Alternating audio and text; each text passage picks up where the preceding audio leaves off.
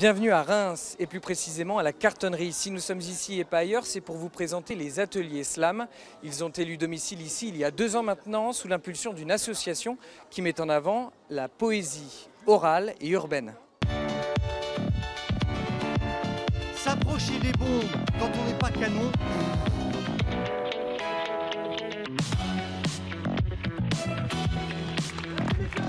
Sur scène, les slammeurs se succèdent, chacun avec son rythme, sa personnalité et son style.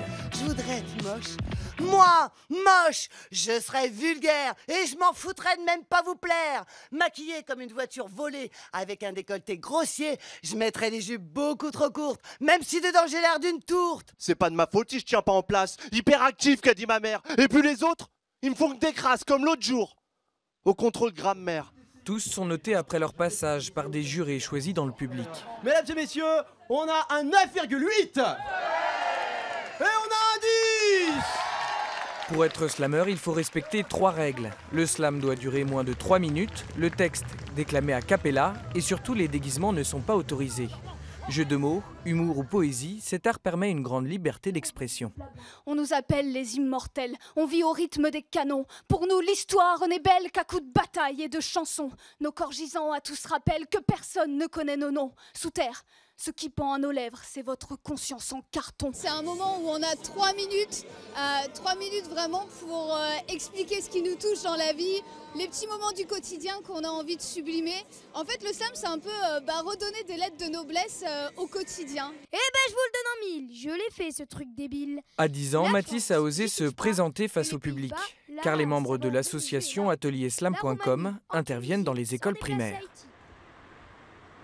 Au moment où je l'appelle, ils viennent sur scène, qu'est-ce qu'on fait généralement? C'est la règle 1. On applaudit. Lorsque le slammer va dire son texte, on arrive dans la règle 2, on se... Et on... Et lorsque le slammer a terminé son texte, on... Laurent Etienne est champion de France de slam en 2009. Pour ses enfants de CM2, il anime des ateliers avec les mêmes codes que sur scène. Ok, mesdames et messieurs, notre prochain slammer, oui, notre prochain slammer est une... Un tonnerre d'applaudissements pour elle, s'il vous plaît. Le maquillage. Alors ça, le maquillage, une grande histoire d'amour pour les stars parce qu'il faut pas croire leurs mensonges du genre j'ai pas mis de maquillage, j'ai juste bronzé. Bonjour, je suis un vélo. Oui, je sais, vous êtes en train de vous dire un vélo qui parle. Je suis un vélo. Et alors? Tout ce que j'aime dans le slam, c'est tout ce que j'ai en moi. Je peux en moi écrire mes émotions. C'est un peu comme de la poésie, puis ça nous apprend à écrire et à faire plus de textes.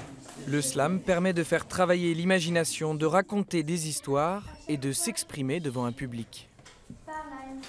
Ça fait vraiment partie des compétences que l'on travaille en classe de CM2, c'est-à-dire acquérir de la confiance en soi, travailler sur l'estime de soi, travailler l'écrit. Il y a aussi la notion d'écoute, c'est-à-dire qu'ils sont à un moment émetteurs, ils donnent leur texte, ils viennent raconter leur histoire, mais aussi ils sont récepteurs, ils sont publics, et ça tourne. Et ça, il y a un vrai jeu qui s'instaure sur l'écoute de l'autre. Moi, ce que je préfère... L'atelier se termine comme à la fin des scènes de slam, par une phrase rituelle avec la participation du public.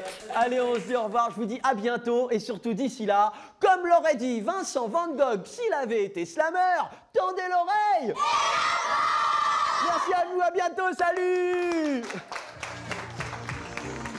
À Reims, le slam rencontre un grand succès. Tous les mois, des scènes ouvertes et gratuites sont organisées par atelier-slam.com à la Cartonnerie et le public est au rendez-vous. Ah bah je voyais le slammer un petit peu hip-hop et tout ça, j'avais un petit peu les idées bien arrêtées et c'est pas du tout ça, donc c'est très bien, c'est varié, c'est super. Je crois que c'est une des pires peurs que les gens ont, c'est de pouvoir monter sur scène et prendre la parole en public. Donc voilà, je crois que c'est savoir se dominer et puis aller se dépasser ses limites, quoi. Et le grand vainqueur de la soirée est Nicolas, un slammer nantais champion de France par équipe en 2016. Et si elle pense que tous les hommes sont les mêmes, pourquoi cherche-t-elle le bon? La Terre est ronde, on l'appelle planète. Si elle était plate, est-ce qu'on l'appellerait rondelette? Les vainqueurs, finalement, c'est pas nous, slammers, qui montons sur scène, mais vraiment le spectacle qu'on offre au public, c'est vraiment eux, j'espère en tout cas, les vrais gagnants de cette soirée.